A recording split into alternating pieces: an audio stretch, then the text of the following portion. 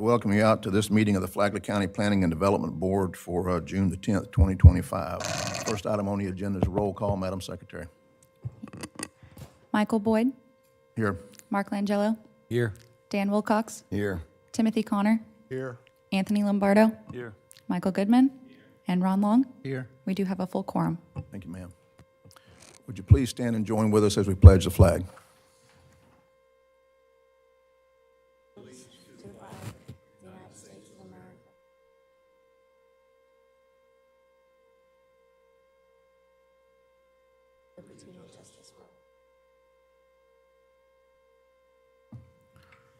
Thank you.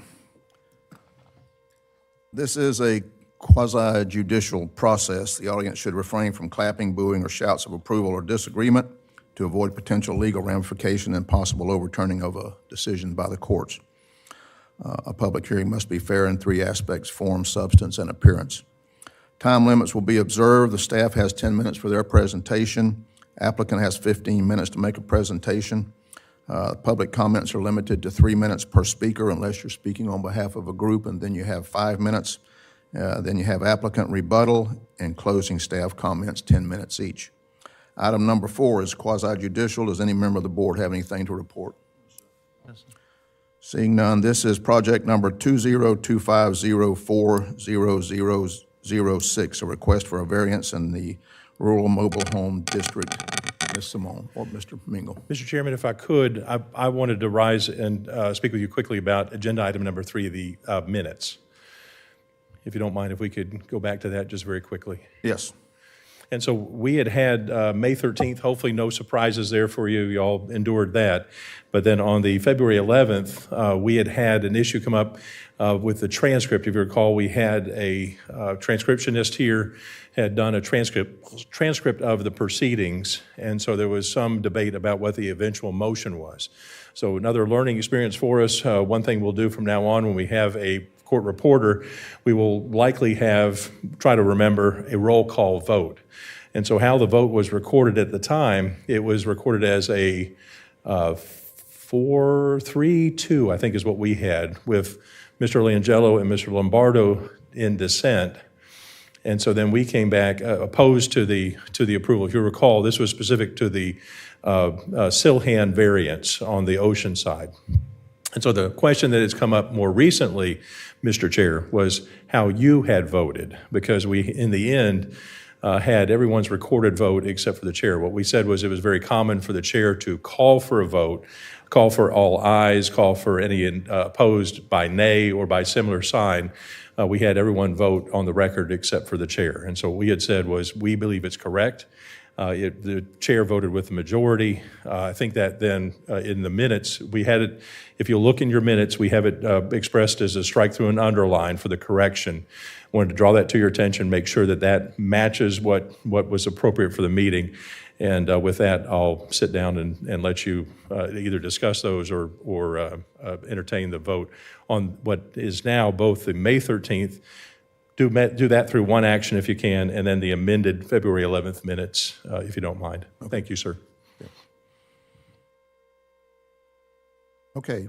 Mr. Chair? I skipped item number 3. Go ahead. I'm trying to look at what item that Adam was talking about.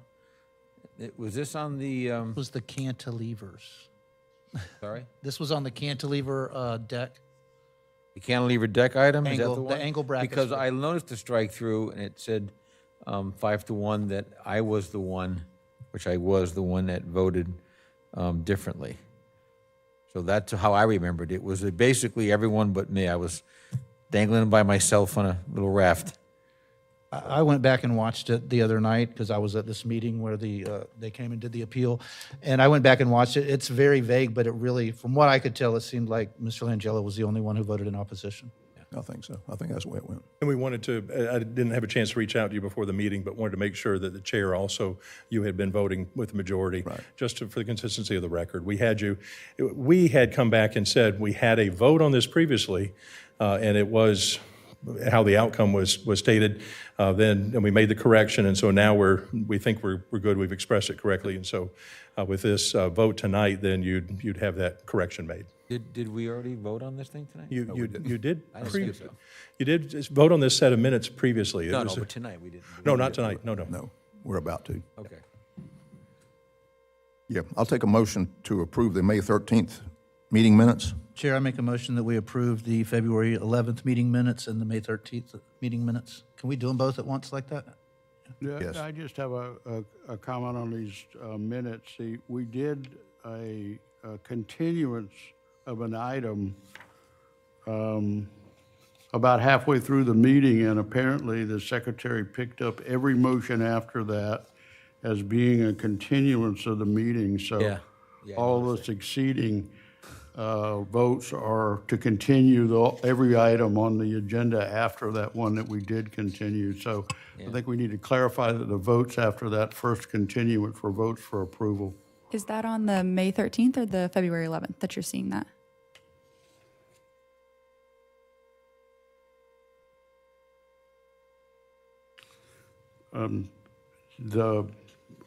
Well, we got a continuance on item 7. Which We got a meeting was that? continuance on item 8. We got a continuance on item 9. This is the February 11th. That's what I thought was on the floor. Yes, it is.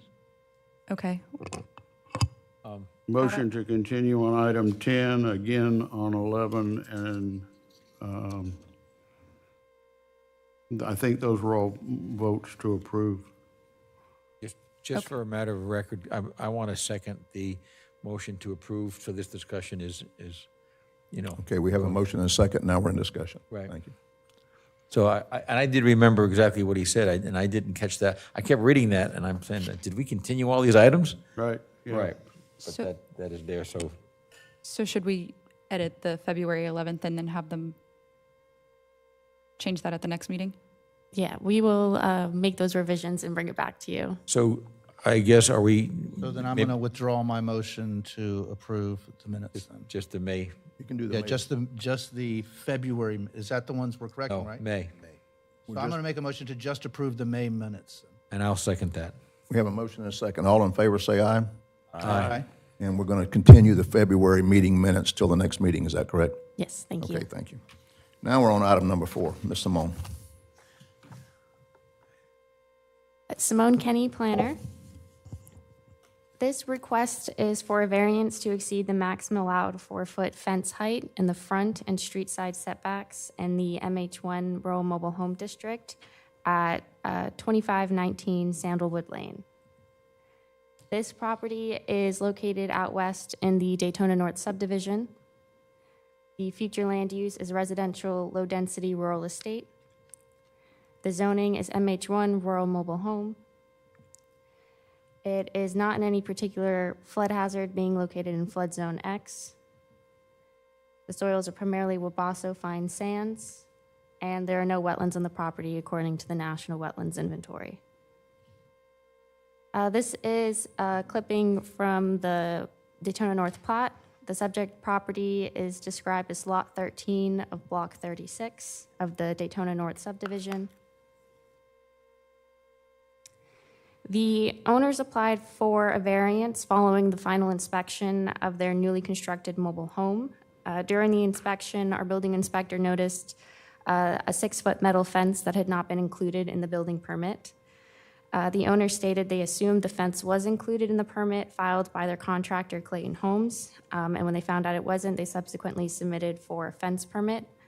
Because this provided staff with a mechanism to track the remediation of the violation, the home was issued a CO, so that's not pending. Staff then rejected the fence permit and informed the owners that while a 6-foot fence is permitted in the side and rear setbacks, it exceeded the 4-foot maximum allowed in the front and street side setbacks, which prompted the owners to apply for a variance. Should the variance not be approved, the owners must bring the fence into compliance or a code case with enforcement action will be opened. The owners justified the request by stating that they had faced issues with trespassing and littering on their property. They said that a school bus stop is located across the street and that their property had often been used as a cut-through. They also informed staff that prior to building the fence, they had posted 3 no trespassing signs, all of which had been torn down. And then here, this is just more legible. This is the survey from their building permit, stating again that the fence is 5 feet off the property line and 6 feet all around. Another factor of this request is LDC section 3.02.05, which is our vision clearance requirement.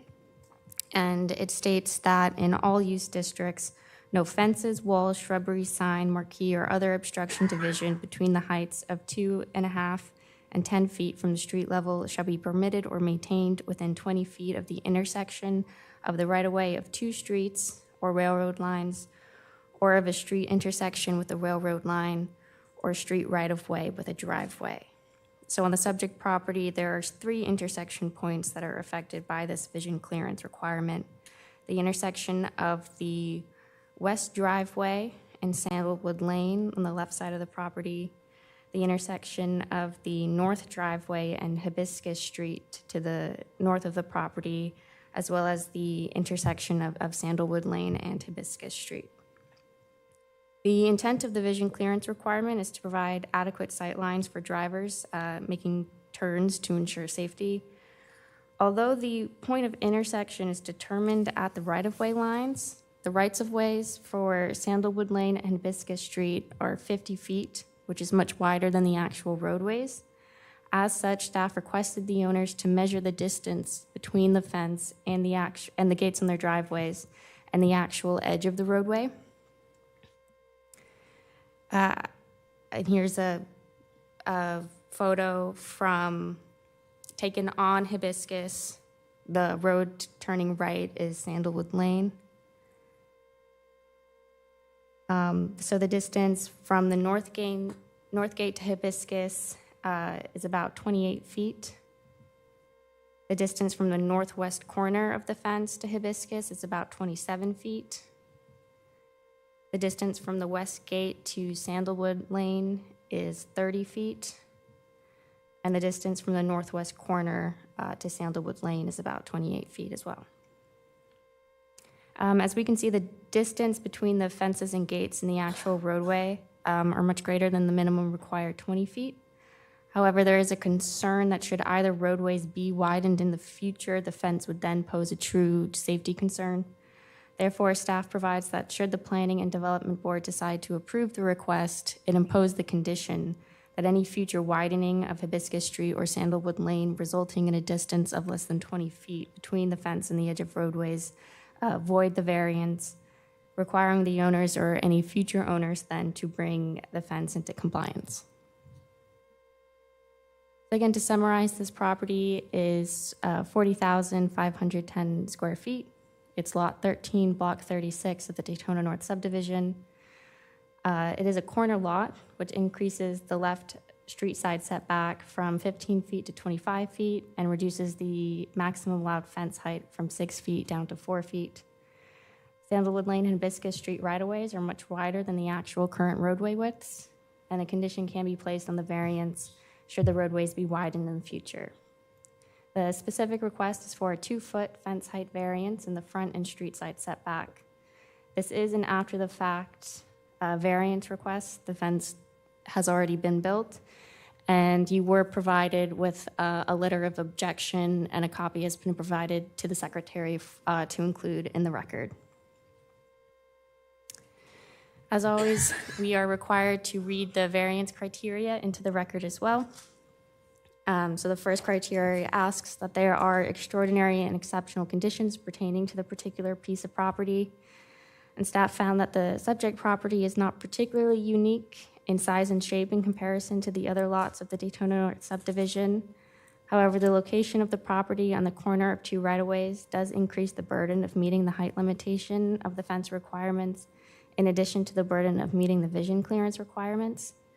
Additionally, the proximity of the property to a school bus stop results in negative impacts that are not felt by most lots within the subdivision.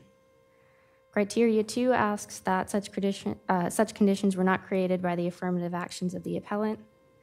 Based on the claim that the property owners assumed the fence had been permitted with the single-family dwelling by the contractor, it is assumed that the applicants have acted at all times in good faith. Criteria 3 asks that the variance, if granted, would not cause substantial detriment to the community. And staff found that the primary concern for safety is based on the fence not meeting the strict interpretation of the vision clearance requirement. However, because the distance between the fence and the actual edge of roadway exceeds the 20-foot requirement, the variance should not cause substantial detriment to the public health and welfare. Finally, criteria 4 asks that no variance be granted for use of land that is not permitted in the district, and fences are permitted in all residential districts. And finally, a variance if granted shall be the minimum necessary to alleviate the hardship. And staff found that the variance, if granted, would be the minimum necessary.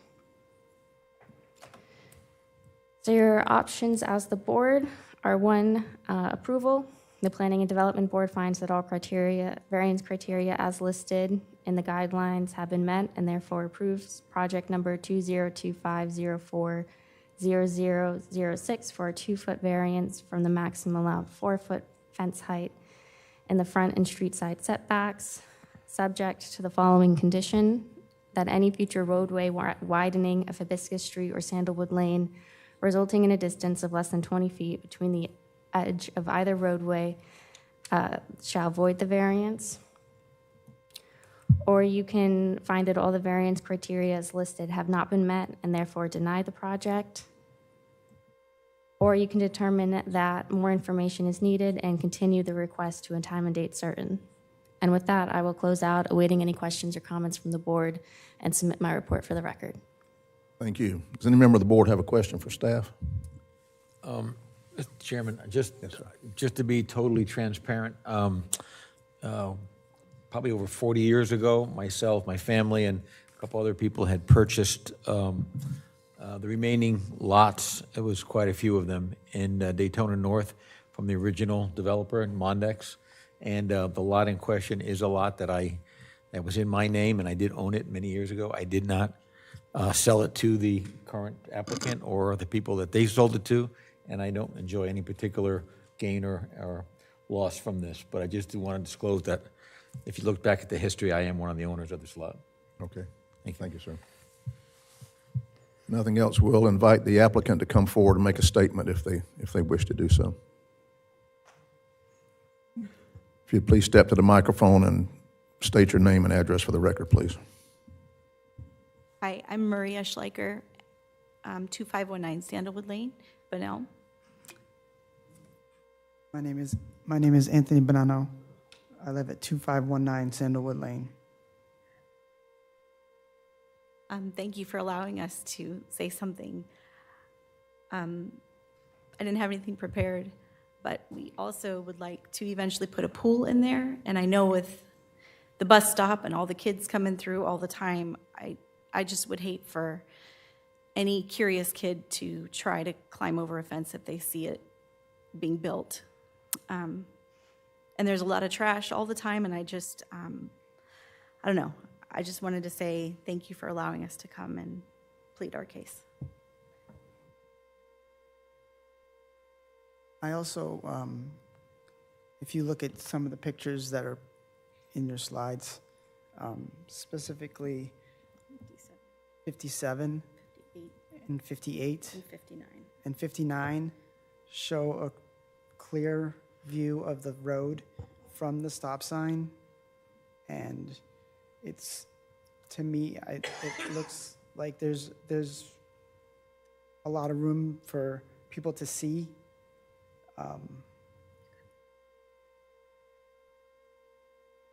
What photo is this? It's a little further down on the slides. We recently made adjustments and cut all the brush that's behind the trees. We cut all the palmettos, and you can see pretty clearly now, a lot more than you could before.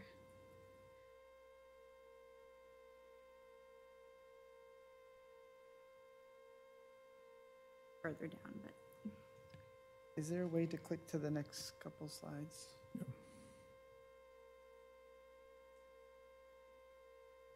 slide 58, maybe. There are some photos that were included in the report that are not included necessarily in this presentation. Okay.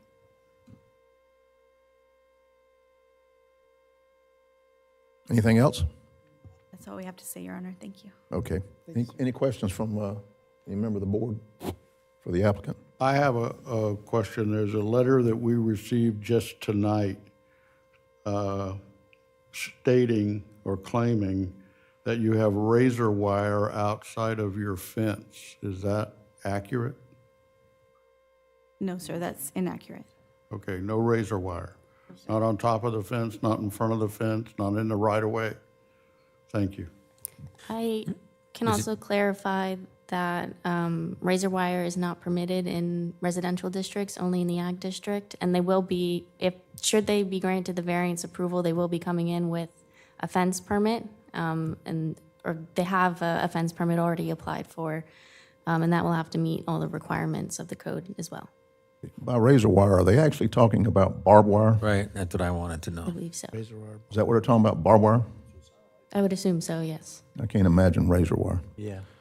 Two completely different things. Do you have barbed wire out there? Just the metal fence, which looks like wood. Yes, sir. Yeah, okay. Yeah, I had the same question. Any other questions? Okay, thank you. This time, we'll open it for public comments. Any member of the public wishing to comment on this agenda item, please come forward. State your name and address for the record, please. My name is Victoria Gambino. Address is 6582 Hibiscus Street. And I didn't intend to speak tonight, but the testimony they just gave was incorrect. There was razor wire put on Hibiscus Street, just past the fence. When they first got the property and started working, they had it taped with red or pink tape. And then after the tape was removed and the fence was up, razor wire was put in. It was not barbed wire, it was razor wire. The wire was pieces of razor about that long, maybe an inch, every so many inches. And it was placed, and I'm assuming it was the county land because it was outside the fence area on the Hibiscus end of their property. I don't know if they own that lot as well, but that razor wire was put in there. And my sister is building a house next door to me, and the builders, I showed them that, and they came over and looked at it. I don't know if they called someone, but the razor wire was removed after that. There was razor wire. And we have kids at the corner that are there every morning, every afternoon. They walk right by that. We have animals, we have deer in the neighborhood that cross the lots, and they did put a lot of signs up, no trespassing and whatever, but there was definitely razor wire there. I saw it myself. Thank you. Any questions from the board? Yes, ma'am, Ma'am, could you step back up? We have a question. can you tell us when that was there? Was it during construction? It was after the house was placed in and the fence was put up. Was it before the applicants moved into the house? I don't know that they have moved in yet. I don't know. I don't see people there every day. As far as you know, was the razor wire removed by the time they moved in? I don't know if they moved in, but the razor wire has been removed. Okay. Did you see any razor wire out there after they moved in? After the house was, No, after they moved in to I live don't know there? if they moved in. I honestly don't know. I can't see if there's any, cars in the driveway or anything. And they also, since this letter that I got, they brought in lots of dirt and raised the level of the ground, as well as the driveway out to the road. And then they put millings, which brought it up even higher. And they cut the gate to the fence on the bottom, about that much. Was the razor wire out there all that time? I don't know the exact amount of time that the razor wire was there, but I know when the builder of my sister's house next door came, I brought him over there and showed it to him. and it was probably a week or two after that. I would say the razor wire was there maybe a month in total before it was removed. Okay, but removed before that driveway was raised and the millings put in. Before the razor wire was removed? The razor wire was removed before the driveway was improved and put in. Yes, the razor Okay. wire was removed. Thank you. Thank you, I have nothing further. Okay. Anyone else from the public wishing to comment? Seeing none, we'll close public comments and go to the board. Mr. Chairman, I don't know if the applicant would want a rebuttal from what, if you guys want. Applicant wish to make another statement? I'd like to know if they've moved into the house or not. That's all I was going to ask. Have you taken Could we get you to occupancy? come forward, please, to the microphone? Beyond that, I have several comments and questions about this. Okay. One question is, have you moved into the home yet? Not yet, we're in the process. Okay. Any questions? I do. No questions, comments. One of the things I did when I was reviewing this specific project, I took a long, deep dive down the engineering rabbit hole of the world and did a lot of questioning about this visual interpretation of the triangle of site, what I call a site triangle. And we have assigned a blanket application to residential areas requiring a 20-foot setback from the right-of-way to the site, to obstructions. It can't really work. From an engineering perspective, I mean, I went through the state statutes and all that. We really need to revisit this when we rewrite the code to avoid that. This has created a conflict between sound engineering practices, the capacity to defend a site triangle, and the application of that site triangle to lots like this. The right-of-way width of 60 feet intersecting here for two roadways creates more than adequate site visibility for this posted speed and the design speed of these roadways. The posted speed across the state, based on Florida statute, is 30 miles an hour for a residential street. That's everywhere in the state unless it's otherwise posted. And given that intersection with two 60-foot right-of-ways, you have a site requirement for a combined vehicle, which is like a semi, of 355 feet. This right-of-way width creates well more than that, almost an unlimited site triangle. So the application of that by code creates a hardship that is difficult to overcome. That 20-foot setback can't be applied on these situations. That's my statement on this, my assessment at this point. Therefore, I'm just bringing to the staff, do us a favor. And I don't want to say every lot has to be specifically reviewed for a site triangle, but provide some sort of an allowance for people to discuss this on a per lot basis with staff to avoid having to bring it to a formal hearing. Because I think this is something that needs to be applied on an individual basis, more so than just a blanket application. Okay. Mr. Moreland, you have a comment on that? We can certainly study that when we update the land development code. That's going to be a process, so don't let us forget, but we will try not to. And there's a list that keeps growing, and I suppose that would be one of them. Thank you. Any other comments? Questions? Mr. Chair, that sounded like a motion to me. I don't. Mr. Chair, can I ask the applicant a couple questions? Sure. Did you ever have any type of razor wire or wire on the property? No, Never. no. So the fact that somebody, apparently two different people, the person who wrote the letter and then the lady who spoke, they came out and they were mistaken what they saw? I think one of the concerns that I have about razor wire is that, it's actually a dangerous wire to put up in particular. That's why, the chairman even said, I doubt it's razor wire, but the description given to us was. So you never had anything like that could have been miscrewed maybe as razor wire, anything else that was protecting the property back then? We didn't, no. Okay.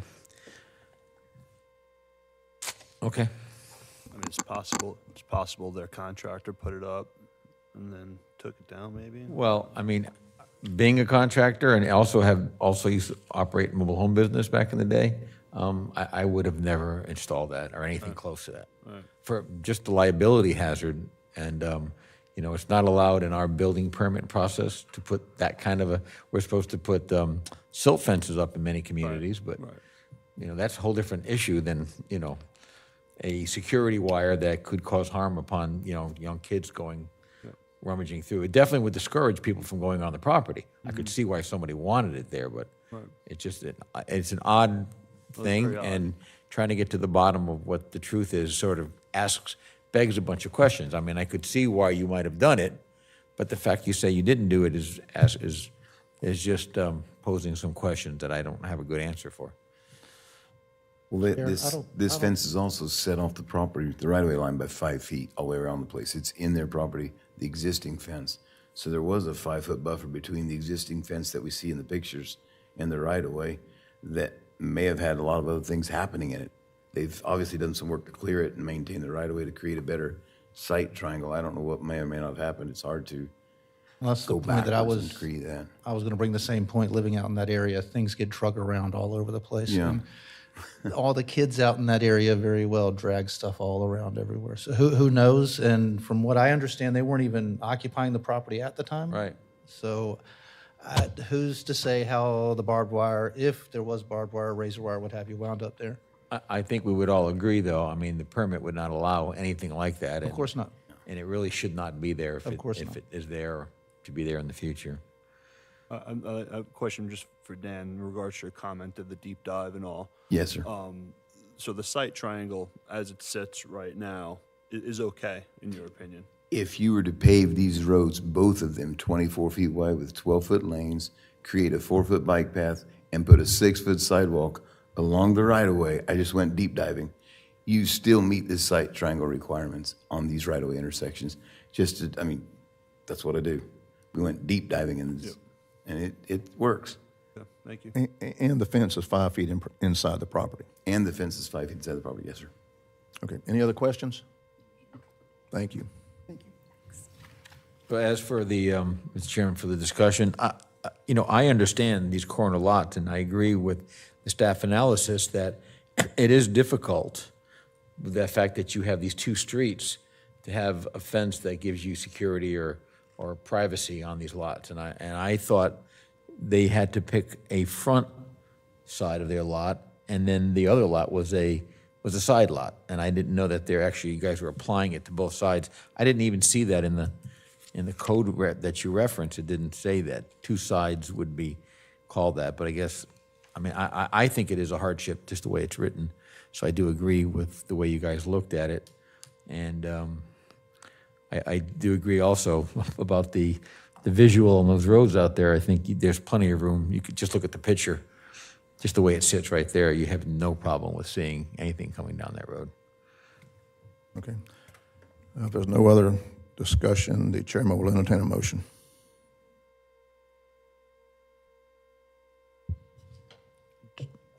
I'll make a motion to approve the application with the caveat that there is no razor wire present. Mr. Goodman, would that also include all of staff comments too? Yes, sir. I'll second that. We have a motion and a second. All in favor, say aye. Aye. Any opposed? Aye. One opposition? Aye. He was late to the. I was late. Oh, you were late. Late to the vote. So it's unanimous. It's unanimous. Unanimous approval. Thank you. Item number 5 is also quasi-judicial. Anybody on the board have anything to report about this item? Seeing none, it's project number 20250400019, a request for a special exception in the agricultural district. Ms. Simone. This property is located in the very northwest corner of the county on Potatoeville Road. You might know it more as the FPL transmission lines where they come in from the corner of the county. The future land use is agricultural. The zoning is also agricultural. It is not in a particular flood hazard, being located in flood zone X. The soils are primarily Pineda fine sands and Riviera fine sands, so not indicative of any wetlands.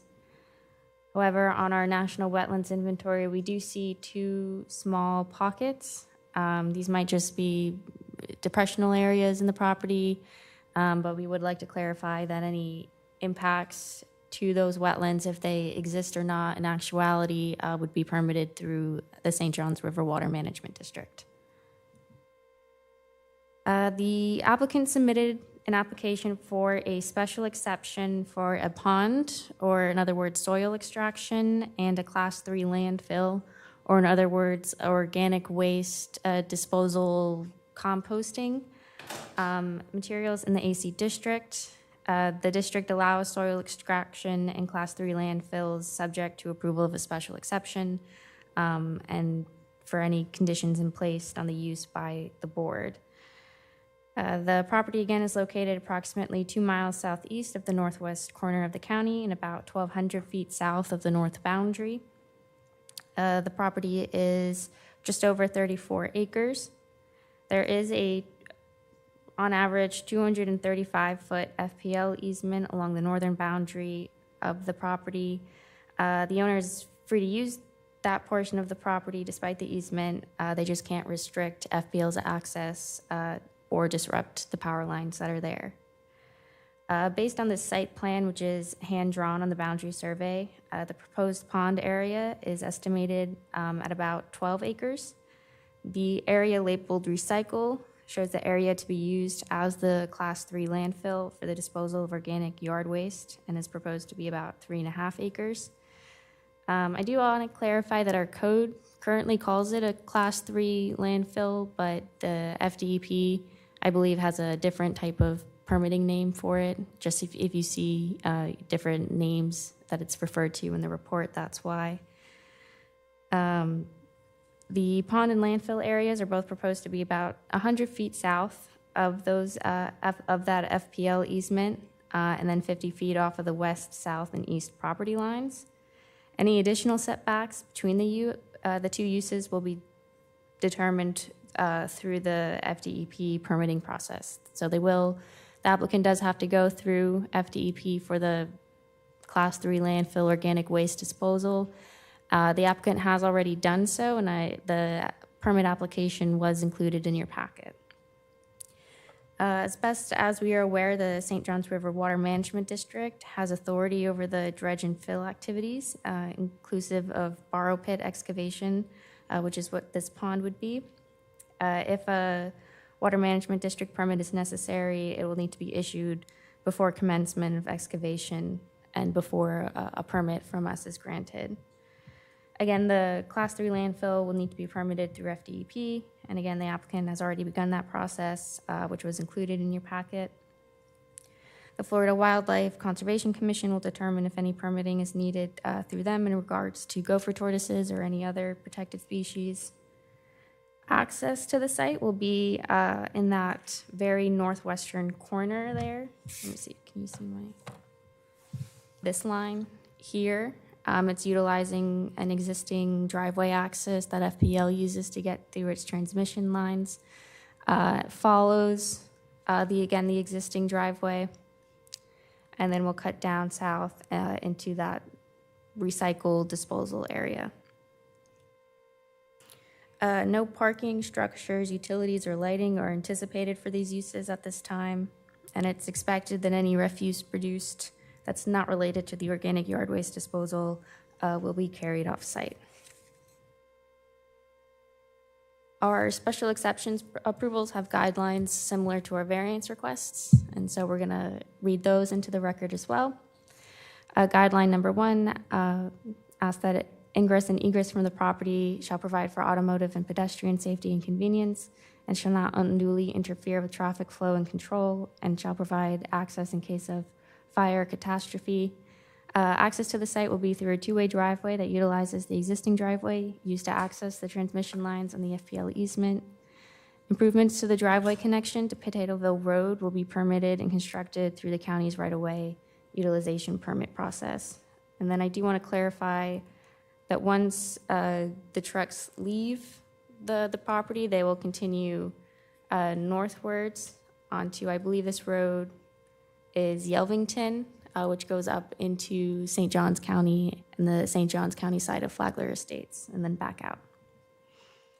Guideline number 2 asks that off-street parking and loading areas shall be provided as required. No off-street parking or loading areas are anticipated to be required or are depicted on the site plan. Guideline 3, again, asks that refuse and service areas be located with consideration for relevant factors. And again, we don't anticipate that these uses will require the collection of on-site refuse or the storage of service equipment.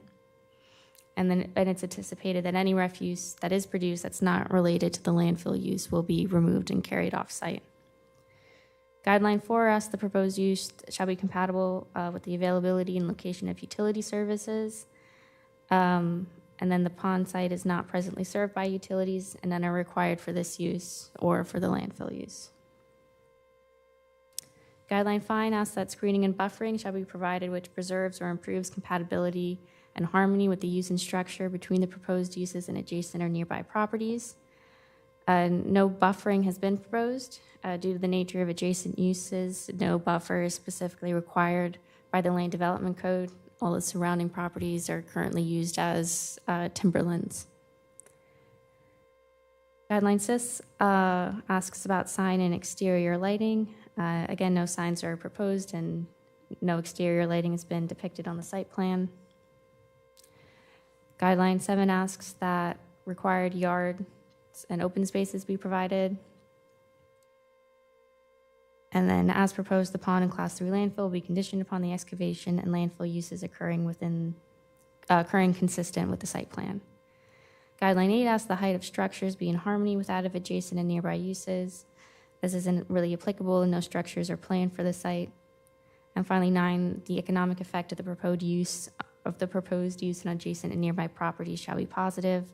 And staff found that the local provision of fill dirt should decrease the cost of fill due to closer travel distances and reduce transportation costs from the pond site to the job site. Again, the property overall is just over 33 acres. Currently, it's being used as timberland as determined by the property appraiser's website. There is a 235-foot wide FPL easement. The specific request is for mining, shell or soil extraction, gas and oil wells. That's just the type of special exception that's called out in our Land Development Code, as well as Class 3 landfill. Again, the term that the FDEP calls it by is slightly different. The proposed pond area is roughly 12.5 acres. The proposed organic yard waste area is approximately 3.5 acres. The setbacks are 100 feet south of that FPL easement, 50 feet west-south, 50 feet off of the west, south, and east property lines. Again, access is through that existing driveway through the FPL easements. Any improvements requiring a county right-of-way permit.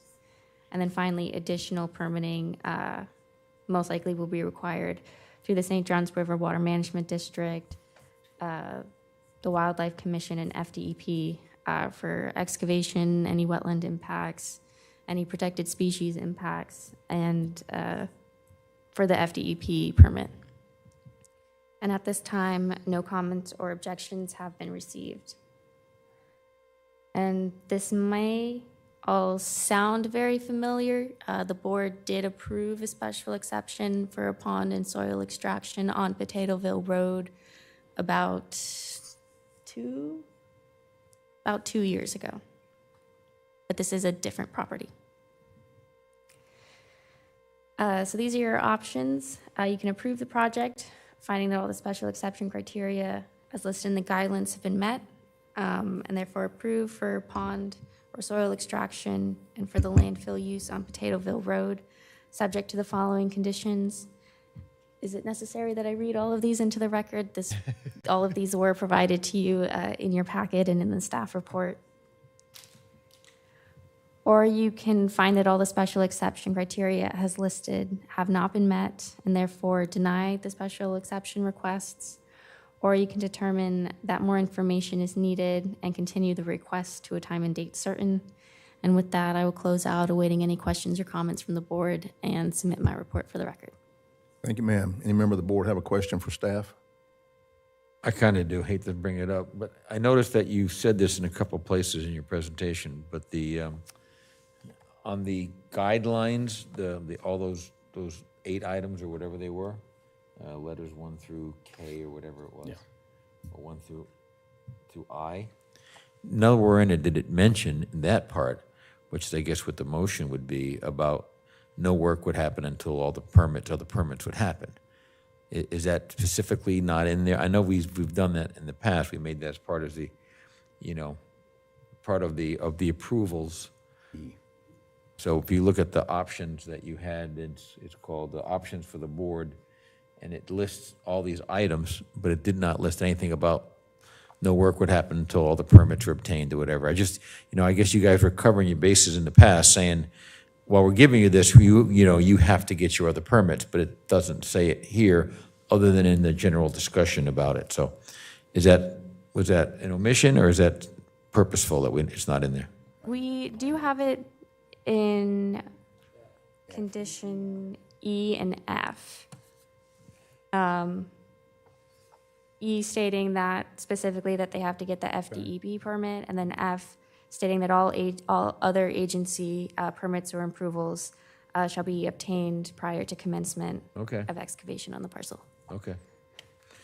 All right, and then I had another question about, so this thing, like I remember the one in the other road that we talked about, and it was just a lot of discussion about which way the traffic can run. You're doing the same thing here. This empties out in St. John's roads, not on Flagler County paved roads. In the analysis, there was a question that wasn't answered, which was no one said how deep or how many yards they're going to get.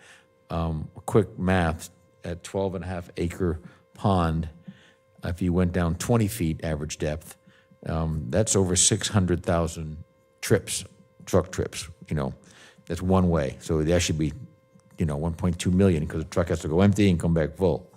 So is there any consideration that we're telling St. John's that we're putting, 600 or actually 1.2 million trips or whatever? I mean, are we have any obligation to them as far as this goes? Not necessarily. I would say that the depth of the pond is regulated by, it's not the Land Development Code, but by DEP. It's permitted through them, but we also have a maximum slope requirement of a 4-to-1 slope. Even still, I mean, these ponds go often way deeper than 20 feet. I'm just giving you an average depth, and it's still a lot of truckloads, that's all. I don't have the information, so I don't know how many they're doing, but they don't answer it, and I don't know if that's something that we're supposed to consider, about how it affects the neighborhood, or in effect, our neighboring county, that's all.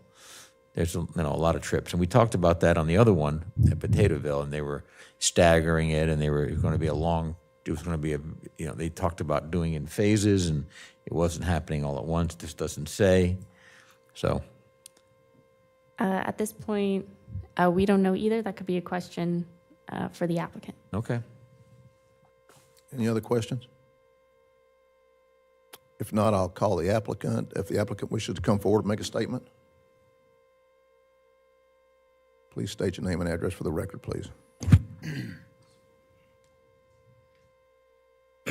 Corey Thurston, 4705 Cedar Ford Boulevard, Hastings. I don't really have anything to speak on outside of, I guess your question I can answer. It's not necessarily going to be the full size of that shape.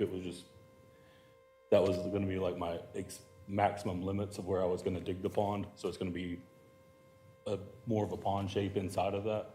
And it's not going to be all at once to get the pond. It's just going to be as I sell dirt. So it's going to be like a drawn out process, I guess. It's going to be limited on the amount of trucks going in and out on a daily basis. It's not going to be. Could you speak a little bit closer into the microphone? Sorry. Thank you. Felt like I was yelling a second ago. So it's going to be limited to, I guess, there's not going to be 1,000 trucks a day coming in and out to like empty the hole. It's just going to be as needed on jobs in the area. So I want you to understand that from my point of view, I think it's a good thing you're doing, because as development happens, we need fill. And as a builder, I mean, it's better than us shipping it in from 2 counties over. And I'm assuming, again, a lot of this is going probably to St. John's in that, southern St. John's area. But they need it as well. So I'm not opposed to the extraction. I just didn't know to what effect you guys were having on those roads and, how that was going to affect them. That's all. My just concern was that we blanketly approve projects and then, down the road, people are going, man, these trucks are tearing up the roads. It's like, constant dust up and down the roads, and there's potholes, and they're driving in the rain, and they're tearing it all up. And, didn't anyone consider this? That's all. Yes, sir. Are you maintaining that easement road that you're going to drive on? Yes, sir. So the easement is actually like my property. That's an easement provided to FPL theoretically. Right. So it's not like FPL's property that they're giving me an easement. So you're maintaining that I'll road? be maintaining that, and I'll also do what I can with Flagler County as far as what they allow me to help maintain the little section of Flagler County Road. And that's 'Cause it all goes dirt road, pavement too? Yeah, it's lime rock on the Flagler County side. It swaps the pavement on St. Johns County. Right. Which is, it's only gonna be like 600 feet or so, I think it is. So, I mean, it's my equipment's going up and down it every day anyway. I don't want it to be beat up either, so. Thank you. Any other questions? Thank you. No other questions? We'll open it to public comment. Anyone from the public wishing to comment on this agenda item? Seeing none, I'll close public comments and go to the board.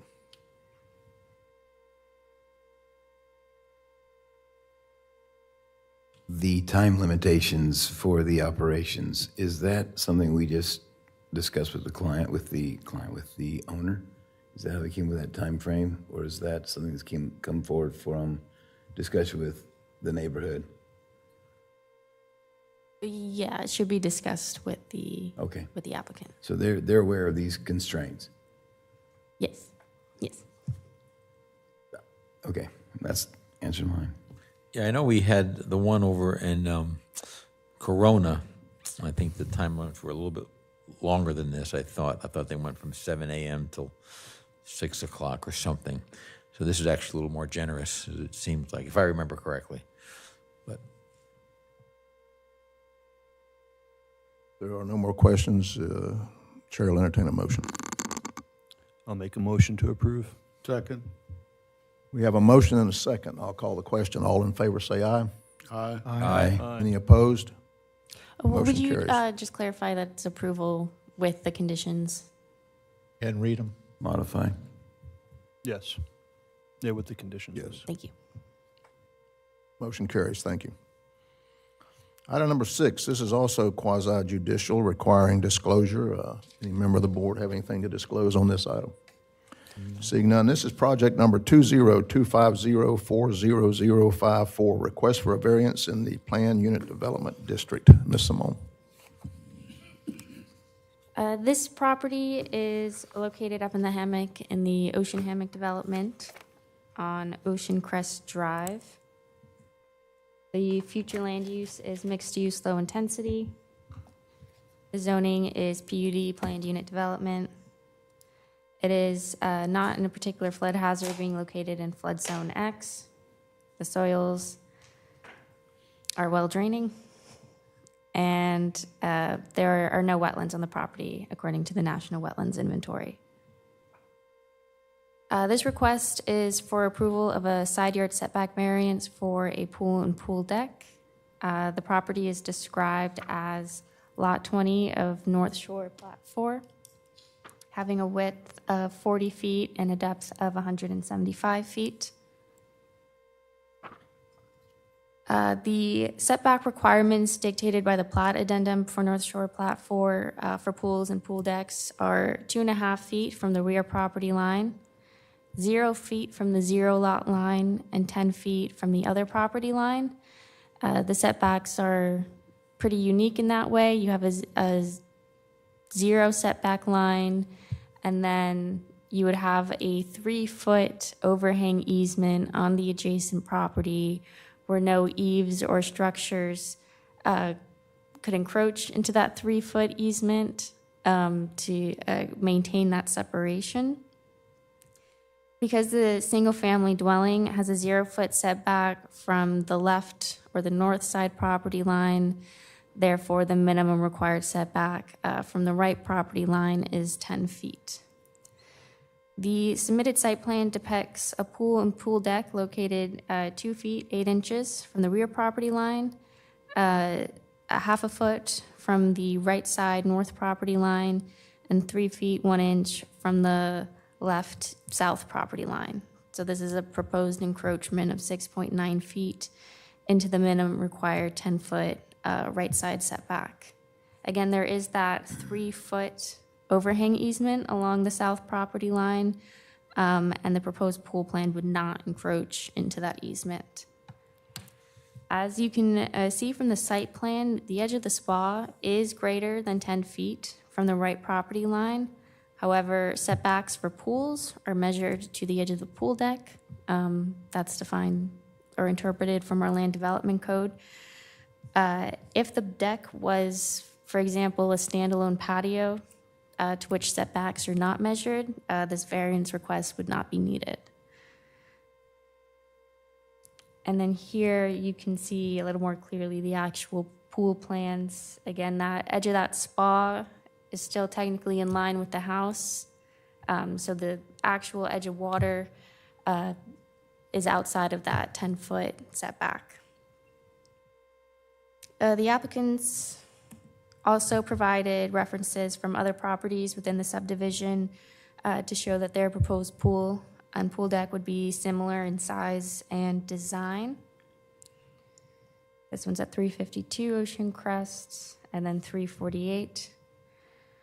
The applicant's justification for the request is that due to the limited depth and width of the backyard, they would not be able to have any decking around their pool. Additionally, the applicants have received approval from the Ocean Hammock Property Owners Association Architectural Review Board. So again, to summarize, this lot is approximately 7,000 square feet. It's lot 20 of North Shore Plat 4 in Ocean Hammock. The specific request is for a 6.9-foot right side south yard setback variance from the minimum required 10-foot setback for a pool and pool deck. They have received HOA approval. This is a before-the-fact variance request, and no comments or objections have been received at this time. Again, reading the variance criteria into the record. Number one, the subject property is not particularly unique in comparison to the other lots of North Shore Plat 4. However, the size of the rear yards, approximately 20 feet by 40 feet, does increase the difficulty of designing an enjoyable pool space. Number two, this is a before-the-fact variance request submitted prior to building permit applications, and so the applicants have acted at all times in good faith. Number three, the variance would not cause substantial detriment to the public health, welfare, safety, and morals of the community or impair the purpose and intent of this article. Additionally, the applicants, again, have received approval from the Property Owners Association. Number four, the North Shore Plat 4 plat addendum allows pools and pool decks as an accessory use. And then finally, staff found that the requested variance is the minimum relief necessary to alleviate the hardship. Your options as the board are to find that all the variance criteria as listed have been met and therefore approve project 2025040054 for a 6.9-foot right side south yard setback variance from the minimum required 10-foot side yard setback for a pool and pool deck. Or you can determine that all the variance criteria as listed have not been met and therefore deny the project. Or you could determine that more information is needed and continue the request to a time and date certain. And with that, I will close out, awaiting any questions or comments from the board, and submit my report for the record. Thank you, ma'am. Any member of the board have a question for staff? I have a question. Yes, sir. The easement that you talk about that's on the north side of their property, the overhang, the 3 feet that you mentioned, is that basically all that they're leaving on their side of the property for their southern neighbor? That 3 foot that we see right there next to the green line?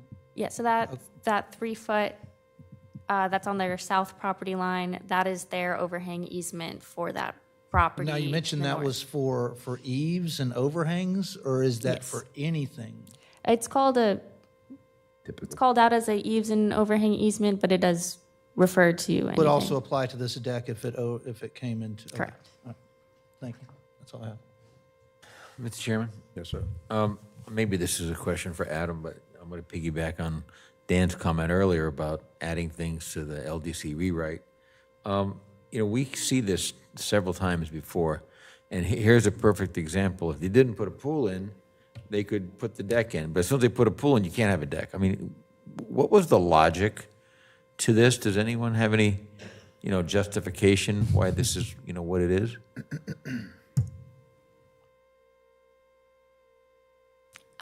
My best answer is just that it wasn't thought about when the last code was written, When was the last code written? when Long it time was ago. adopted in 1991. Right. And this development is obviously, the PUD didn't come into place until after that. Smaller lots and all play a role into why, obviously they weren't thinking about it in 91 or whatnot, but as lots got smaller, that situation then changes everything. Well, they'd have to, and Well, that is a good point, though, as far as the PUD. I guess if the PUD could have, and they didn't anticipate it, obviously, because neither the writers of this ordinance, but the PUD could have changed those particular setbacks. But that would have been, great foresight on the attorneys or whatever way back when to start realizing that this is becoming a problem. But this, we see it multiple times tonight. We've seen it before.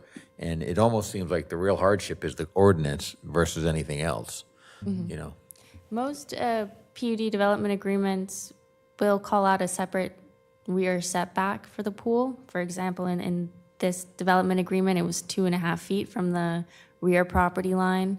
They just all happen, or most of them happen, to not call out a difference in side setbacks for the pools. And so because of that, we do have to apply the County side ordinance. setback that was intended for the house. Any other questions for staff? Yes, Mr. Chairman, when I look at the aerial that's part of our submittal package, it appears to me that most, if not all, of these patios run lot line to lot line that are built back there, most of them, again, with pools. So are all these properties subject to variances up to this point? Or did we just catch this one?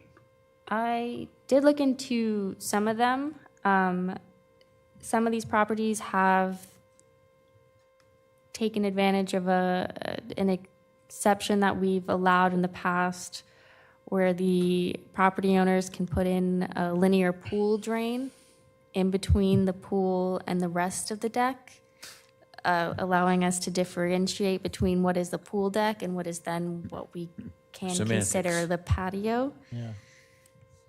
So we've got precedent for allowing this all through this section of this neighborhood. Thank you. Any other questions? If not, we'll ask the applicant to come forward if they wish to make a statement. If you would, please state your name and address for the record. Leonidas Fernando. I'm the owner of 358 Ocean Crest Drive. I apologize, I'm new at this, but thank you for your consideration. It took many years for us to decide to have a swimming pool. And we decided at this point, not because of for leisure or for luxury, it's actually for medical reasons. My wife has long-standing scoliosis that has progressed throughout the years. And in fact, she was not here with me because she's in severe pain. She's getting physical therapy twice a week. One of the recommendations for her is lap pool and hot spa to alleviate the back pain. And Tamara was able to design a pool that could work for her. She has difficulty navigating, going in and out and all that. And without having the decking coming out of the spa, coming out of the pool, will be prohibitively difficult for her. So I would ask some, that's why we apply for the variance. Okay, thank you. Any member of the board have a question for the applicant? Thank you. We'll open this to public comments. Anyone from the public wishing to make a comment on this agenda item? Seeing none, I'll close public comments and go to the board. Mr. Chairman, based on the information we've gotten, especially as Mr. Connor brought out about the previous exceptions to it, and I would think that they meet the criteria, and I would make a motion to approve the variance. Second. Second. We have a motion and a second. We have eighths, I think. 8 seconds, yeah. Any seconds? Any discussion? If not, I'll call the question. All in favor, say aye. Aye. Aye. Any opposed? Motion carries. Thank you.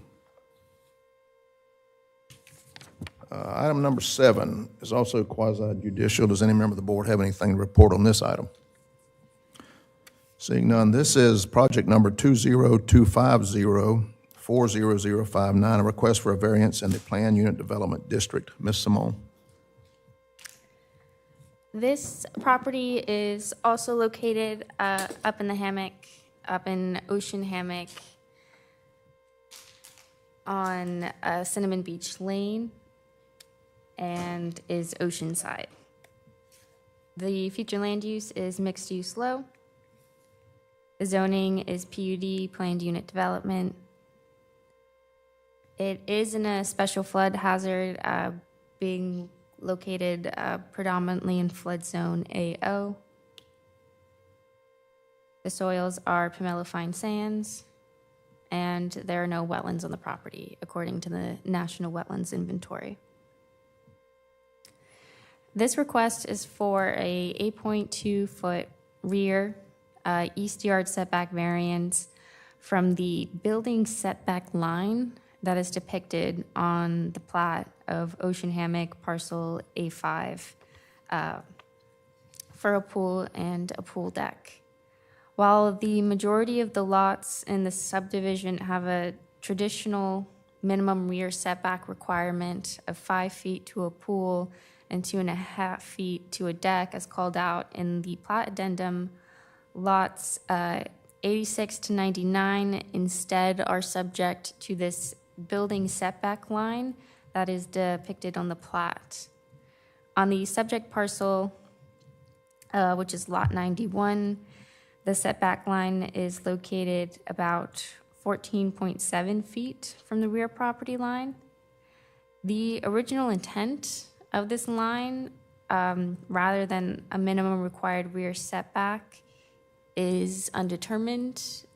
We dug through meeting minutes of when this plat was approved and couldn't find a reference to it. As we can see, this building setback line is landward of the coastal construction control line, which would have been our best guess. So we still have not determined what the original intent may have been. Based on how building setback line is defined in the plat addendum, pools measured to the water's edge have been permitted past the line. However, because the applicant wishes, again, to build a deck around the pool, primarily for access and safety purposes, a variance is now required.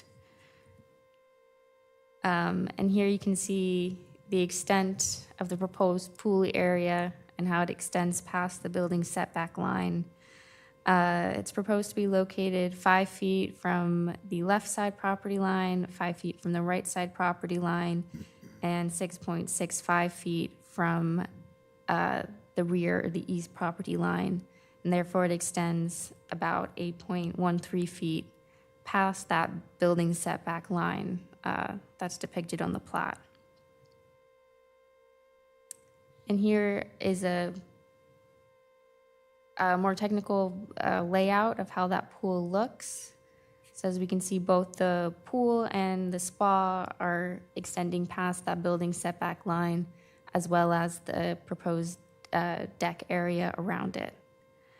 The applicant has justified the request by stating that while the pool would have been permitted, the deck has triggered the need for the variance. Additionally, if the lot had had the same rear setback as all of the other lots within the subdivision, this variance would not be needed. Again, where the other lots are subject to a 5-foot rear setback to the pool and a 2.5 rear setback to the deck. Again, to summarize, this parcel is about 6,100 square feet. It is lot 91 of the Ocean Hammock Parcel A5 Plat 1 subdivision. The specific request is for an 8.2-foot rear east yard setback variance from the minimum required building setback line identified on the plat. It is one of 10 lots that is subject to this building setback line. This is a before-the-fact variance request, and no comments or objections have been received at this time. Again, reading those variance criteria into the record. Number 1, the subject property is one of only 10 lots in the subdivision that is subject to the building setback line, rather than the 2.5-foot minimum required rear setback for decks. Therefore, it can be interpreted that this building setback line has increased the minimum rear setback by about 12 feet. Number 2, this is a before-the-fact variance request submitted prior to the building permit application, so the applicants have acted at all times in good faith. Number 3, the variance would not cause substantial detriment to the public health, welfare, safety, and morals of the community, or impair the purpose and intent of this article. Number 4, Ocean Hammock Parcel A5 Plat 1 plat addendum allows pools and pool decks as an accessory use. And then finally, the requested variance is the minimum relief necessary to alleviate the hardship. The options for the board, you can find that all the variance criteria as listed have been met, and therefore approve project 2025040059 for an 8.2-foot rear east yard setback variance from the building setback line.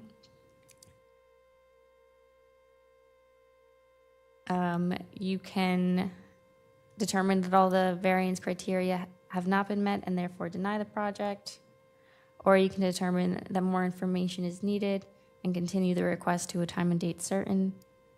And with that, I will close out, awaiting any questions or comments for the board, and submit my report for the record. Thank you, ma'am. Any member of the board have a question I have for a question. staff? Yes, sir. Do you have an aerial of the vegetation for that area? So they would be going into the vegetation area that it's depicted here?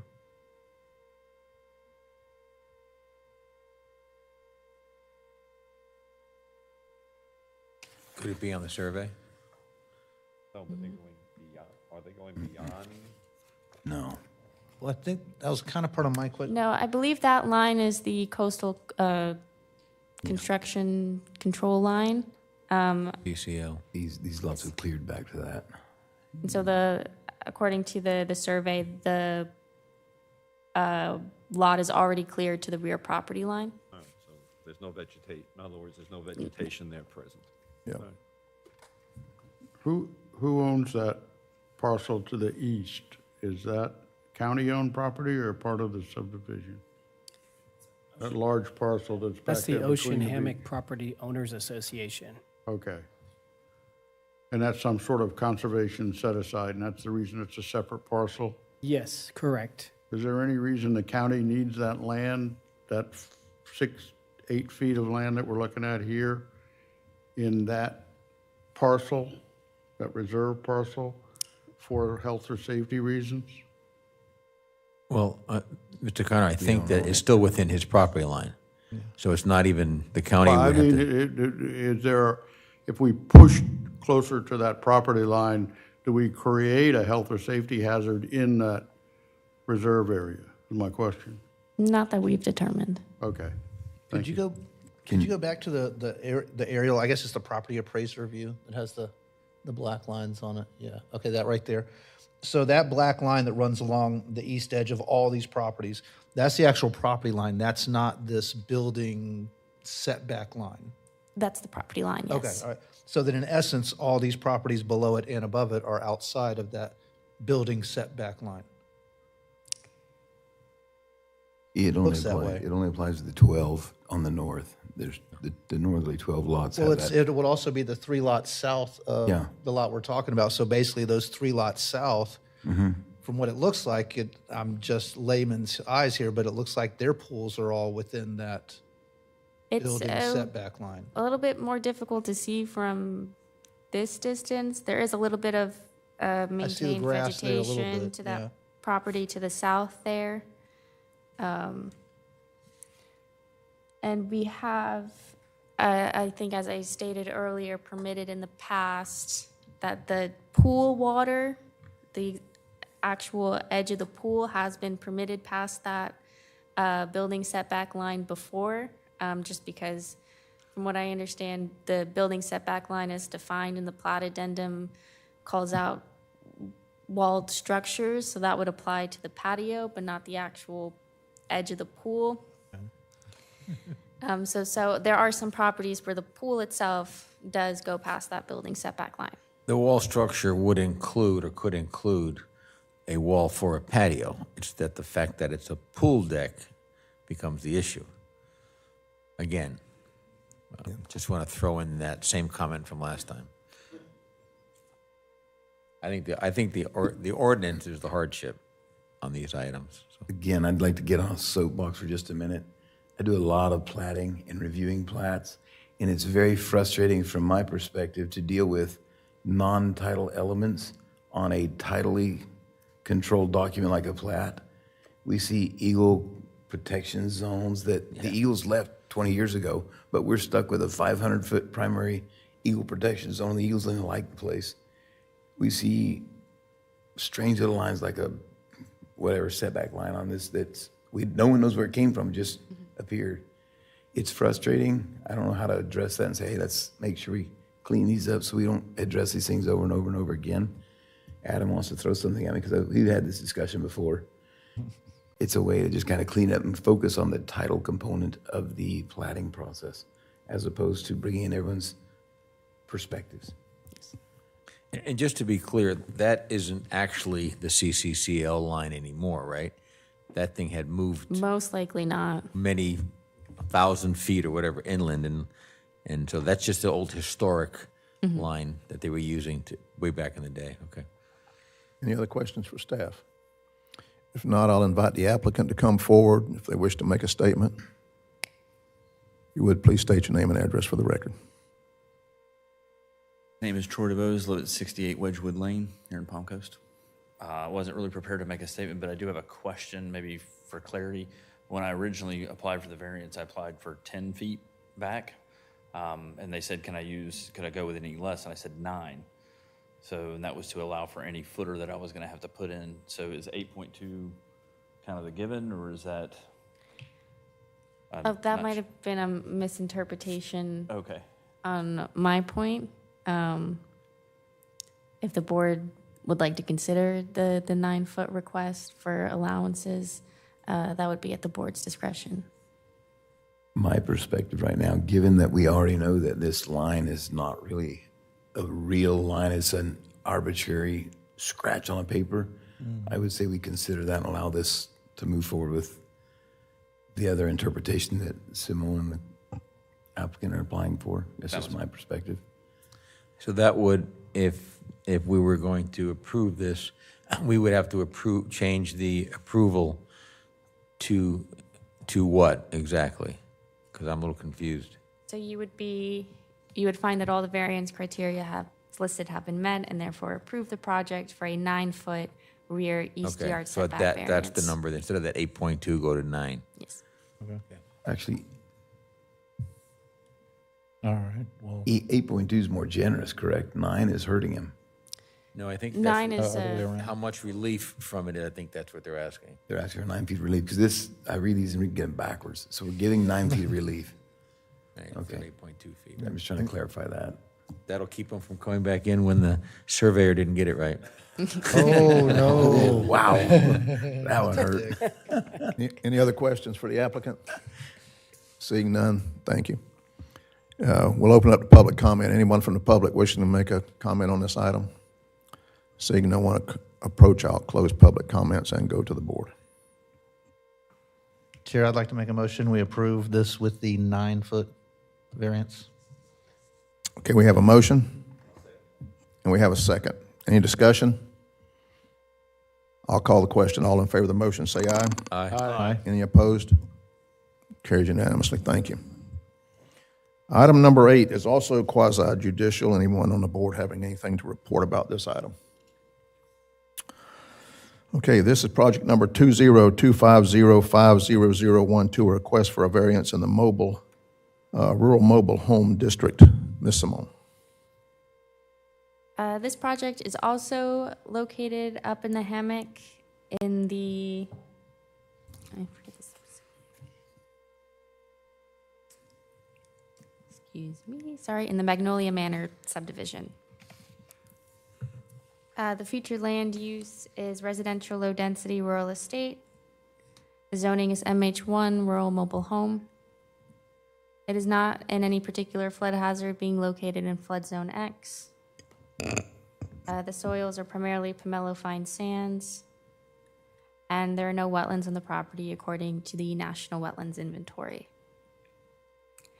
According to the plat for Magnolia Manor, Lot 40 is depicted in this trapezoidal shape. The front property line, which is on the right-hand side, is about 80 feet, and then the rear property line is about 41 feet wide. So this request is to place a 42-foot wide mobile home in a similar footprint where a previously non-conforming mobile home had been. The proposed mobile home cannot be shifted to the front of the property where arguably it is wider, or else it would encroach into the 25-foot minimum required front setback. As the property is approximately 127 feet deep on its deepest point, the proposed mobile home could potentially be rotated 90 degrees and placed long ways in order to meet the setbacks. However, there are 2 large historic live oak trees located in the rear yard that would most likely have to be removed to accommodate the mobile home in this position. Additionally, the septic tank and drain field are located in the rear yard as well. This is the, so going back, so the proposed location would be 7.5 feet from the right side north property line, meeting the minimum required 7.5-foot setback for property of record. But then it would be 3 feet from that diagonal south property line at its closest point. This is the site plan from the demo permit of the previous mobile home, which is still active. The mobile home is gone. The permit just hasn't been finalized out yet. Previously, it was located 5.2 feet from that north property line.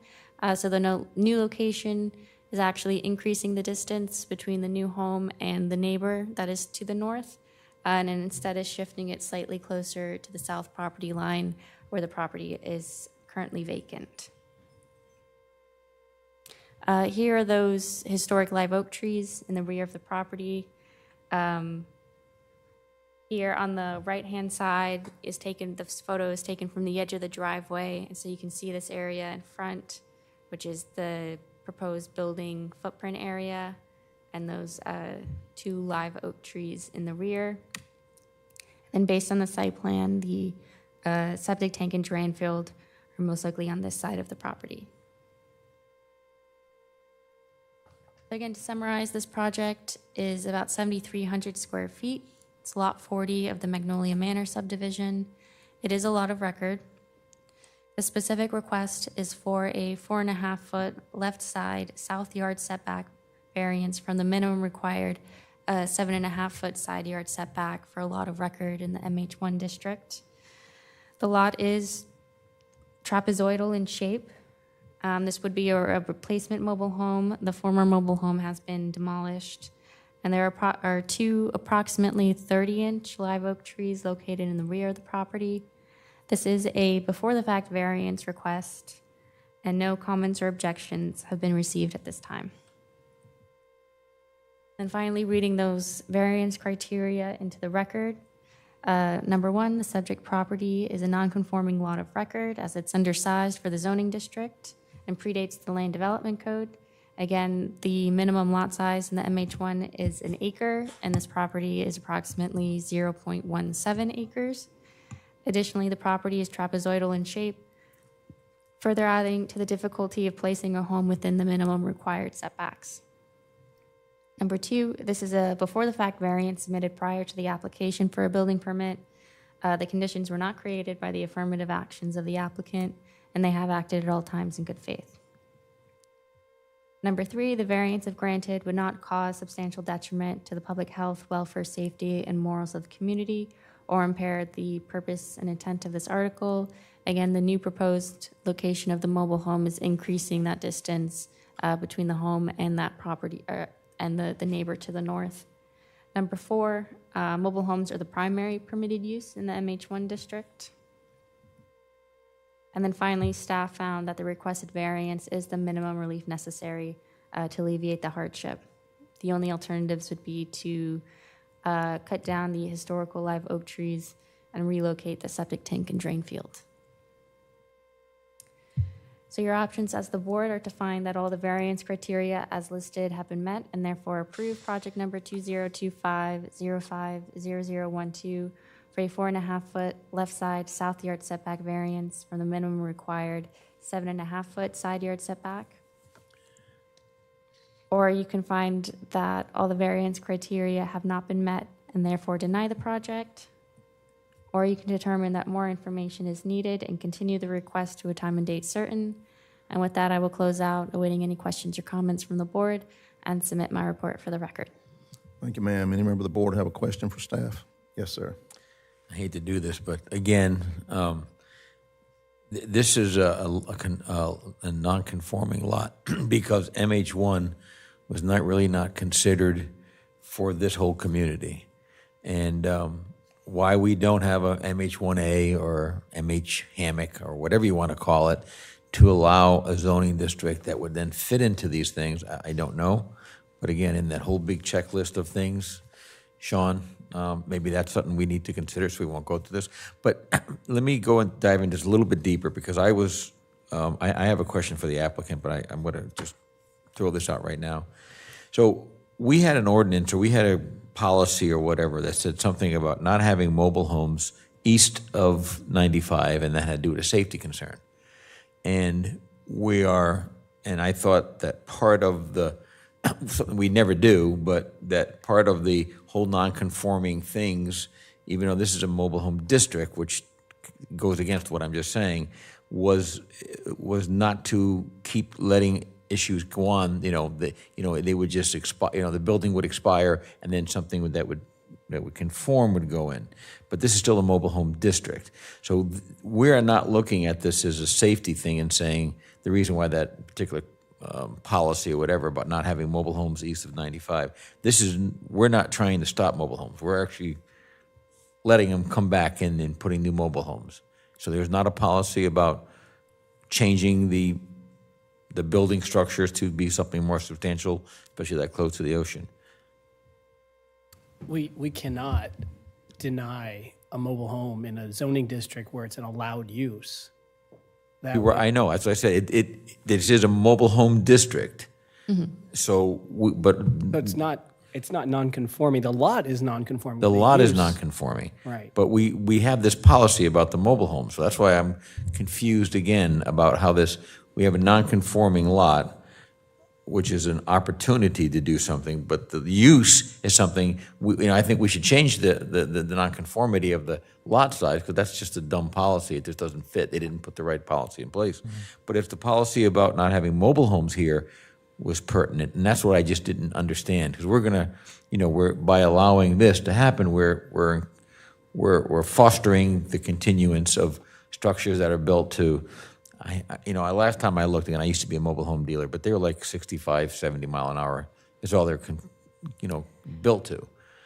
And, 140 mile an hour winds is what these are. So they don't even meet, some of that requirement. I know, and again, I don't know what the latest on the mobile home stuff is, but be that as it may. So there is no thought process about changing this area is not tonight's item, but I'm bringing this up because it's here tonight, about not having mobile homes here anymore. This is not. We don't have such a policy, not in our comp plan or our code, that would prohibit mobile homes on the barrier island.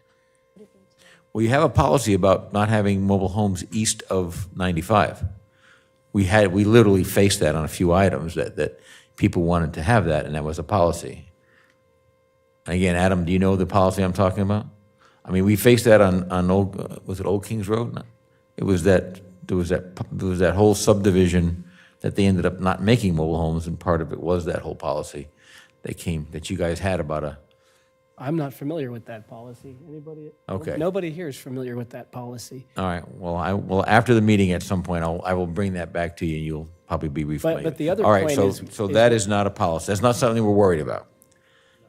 Okay. The other point, though, is well taken, and I think I've mentioned it to this board before, that we could do and it would be a legislative thing, even though it'd be a rezoning, where if you do it on a mass scale, so that we could make these lots conforming. We have so many small lots in the Hammock that were platted many, many decades ago, and it creates havoc when you're trying to apply these big setbacks and all these variances coming before you that probably shouldn't be necessary. So that is something that we really should take a serious look at. I don't know when it's going to happen, but I've been pushing for that. We've got to get the comp plan done. Then we move on to the LDC. We have the legislature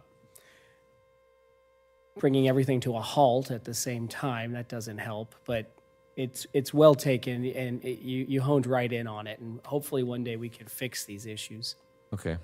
So can I speak for just a sec? This variance is to approve a 3-foot side yard setback on the left side. Is that correct? Yes. That will require the adjacent owners to extend or move their structure further than the minimum that they can put. It's going to put a hardship on them simply to maintain health, safety, and separation for fire hazard. You can't mow or maintain a 3-foot wide side yard setback. Well, actually, I was going to ask that. What is that? Is that a right-of-way parcel to the south of that? That's not a. No, it's a massive parcel that goes from A1A all the way to Hammock Dunes That's just a Parkway. residential parcel. It's not a lot. Here's my problem. The hallways inside the home they're proposing are going to be wider than the side yard setback now. Something about that does not set well. It will not set well with me at any point. To have a 3-foot side yard setback is. I will say, currently that property is not in use, and the applicant has shared with us that there is a drainage canal on the other side of the property line here, to the point where this fence, if I understand, goes through the middle of the canal there. That's still not their property, though. They're now leaning on someone else's property rights. And property rights, to me, have really become forefront in the last 3 weeks with all that's going on around us, north, south, and west of us. Property rights are crucial, and they're a fundamental component of our society and our government system, who we are. And to go this route is going to encumber someone else's ability to do what they need to do or what they would want to do. Whatever that may be, it's going to put a pressure on them, whether it's maintain a ditch or whatever. You can't walk through a 3-foot wide side yard setback. That's my point. You can't even walk. How far is the actual structure from the property line? 3 feet. What is the amount that they're asking? I think he's talking about the relief versus the actual setback. No, it's right there. It would be 3 feet from the property 3 feet line. over the property line. The request, that's a minimum required 7.5-foot side setback. The requested variance is for 4.5 feet, leaving a 3-foot actual distance between. So it's only 3 feet from the property line? Yes. We'd have turned sideways, walked through there. Yeah. Well, at that one corner, I mean, up the front of it, it's 13 feet.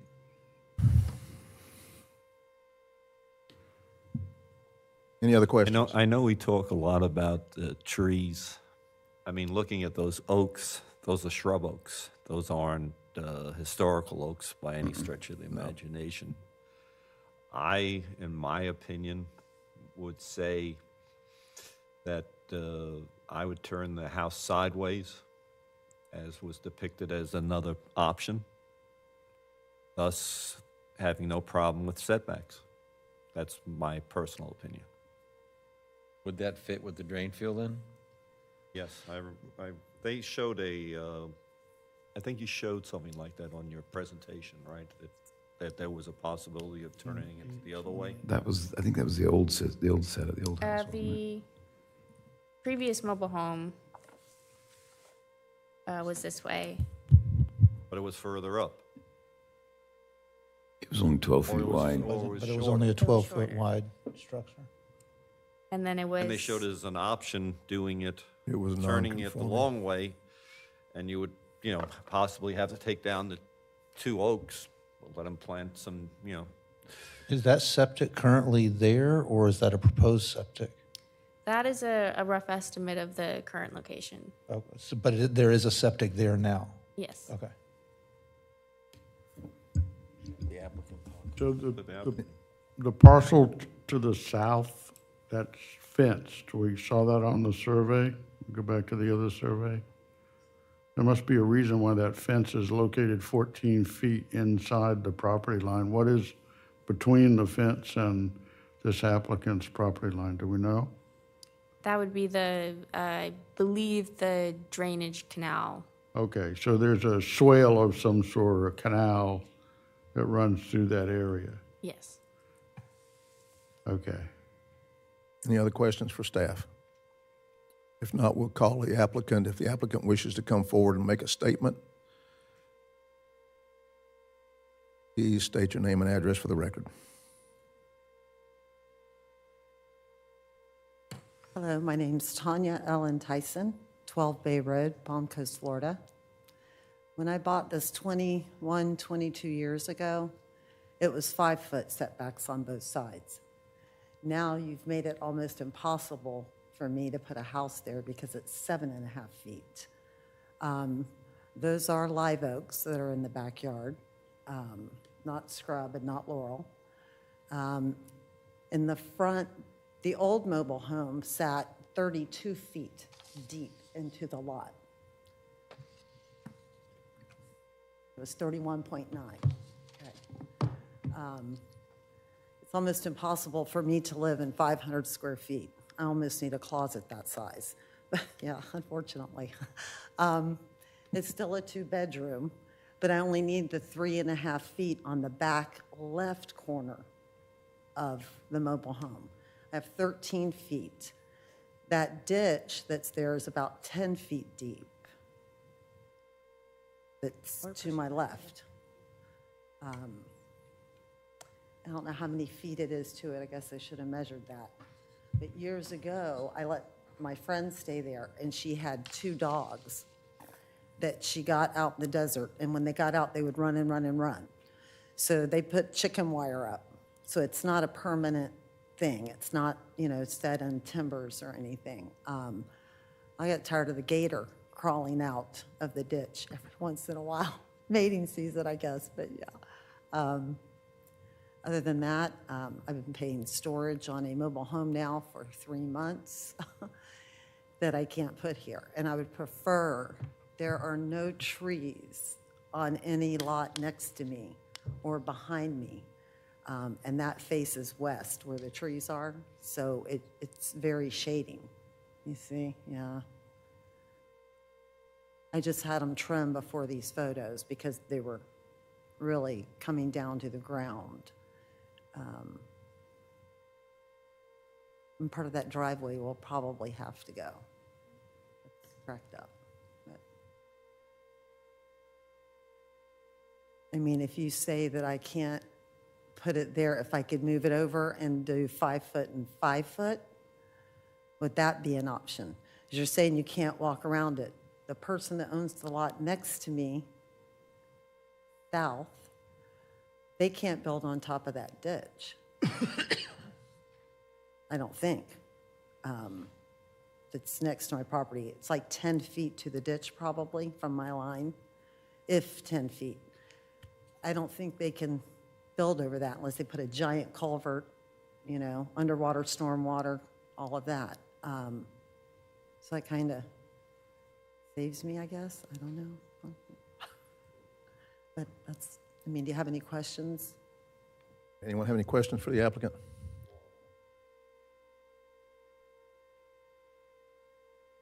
Could we make a motion to suggest 5 feet and 5 feet? So centering the house? Well, yeah, we could do that. Actually, it's 2 on one side and 2.5 on the other, or something to that effect. That would center it. That would assuage Dan's concern. And I think the staff was looking at this as being the least, request being one side but not both sides. But it seems to make sense that centering it may be the better solution. I kind of agree with that. Can we make that motion? Is that what you were asking? Yes, I could center it.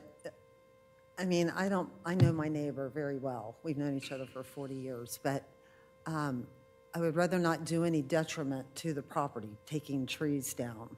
But you know, I mean, centering it would require noticing the neighbor. to But the that right. was my thing here. They're not here to Aren't all the represent their neighbors interest. noticed on this variance? But they're not noticed with the fact that we're going to be 5 feet on the right. No, they're Noticed not. that there was a variance request. The notice didn't call out specifically Right, 'cause how that much neighbor the behind me- request was. right, the neighbor behind me thought I was trying to take her property. Do you need my property? I'm like, no. She didn't understand. Like, I think on the east side, it's up against, there's no residential lot.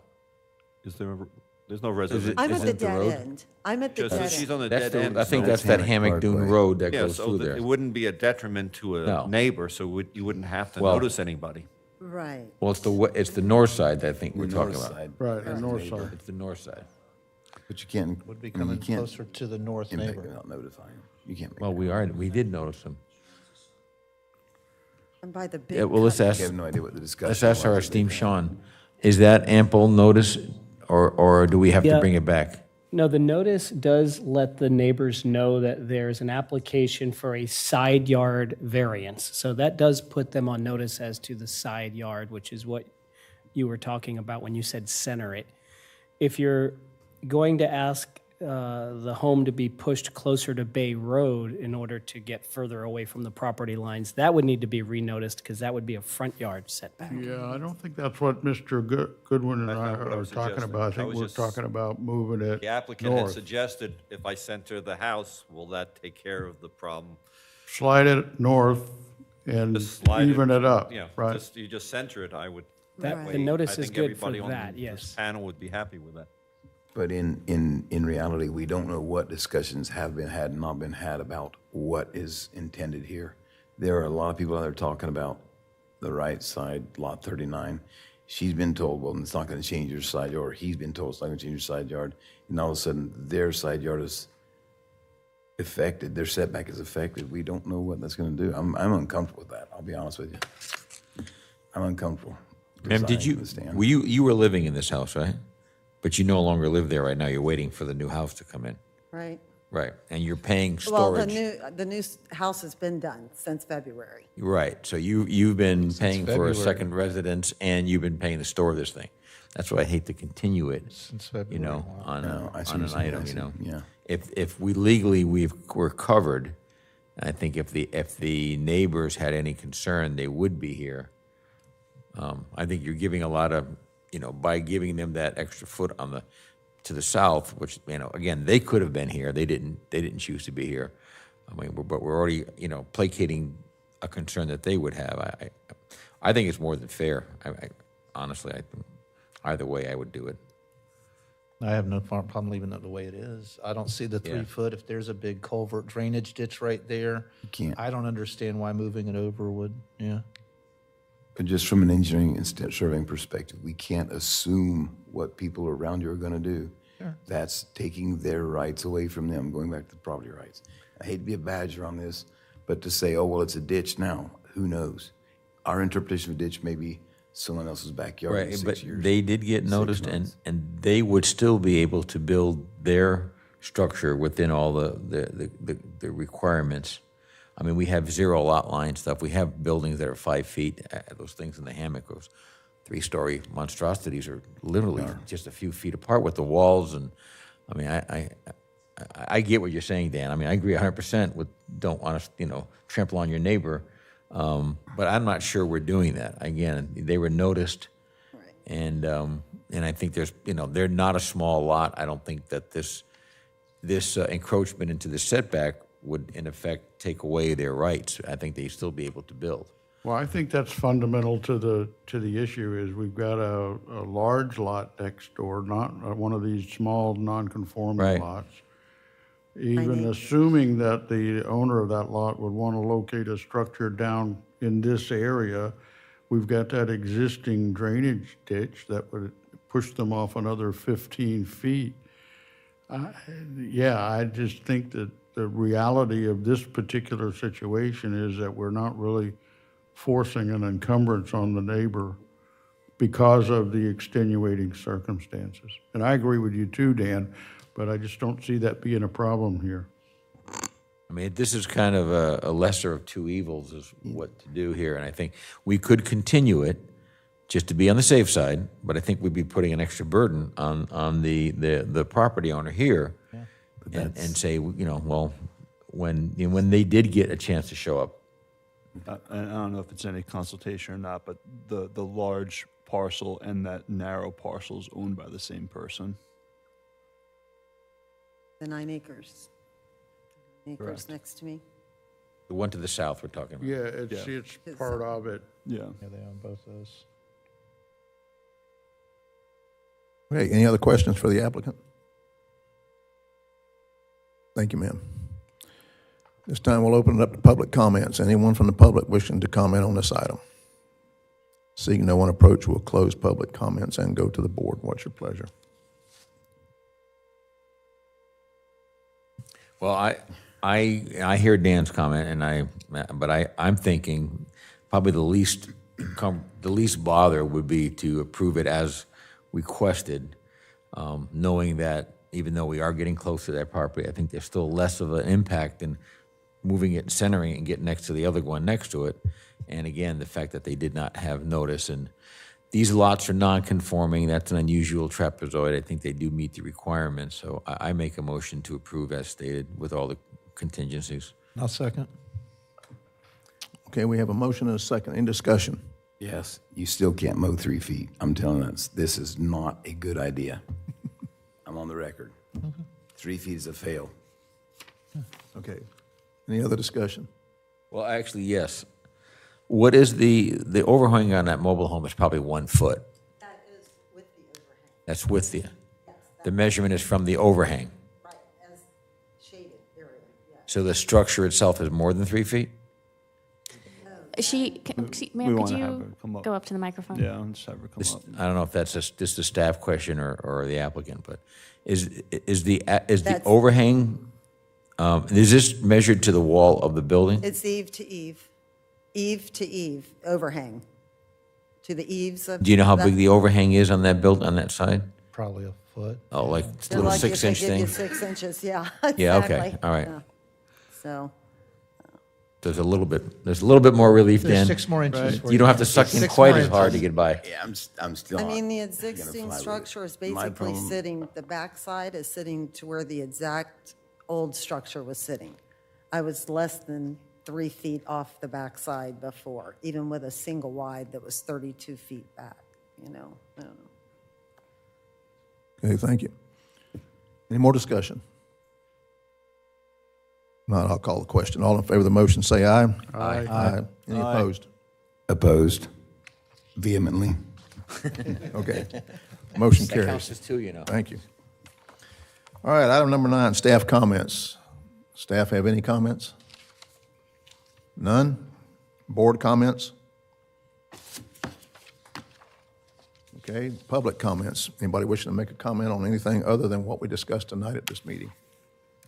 Seeing no one approach, Make a motion to adjourn? we stand adjourned.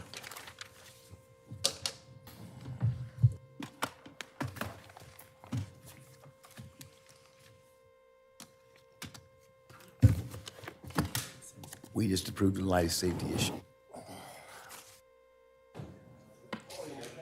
The poor woman, she's living in that neighbor to the north's house.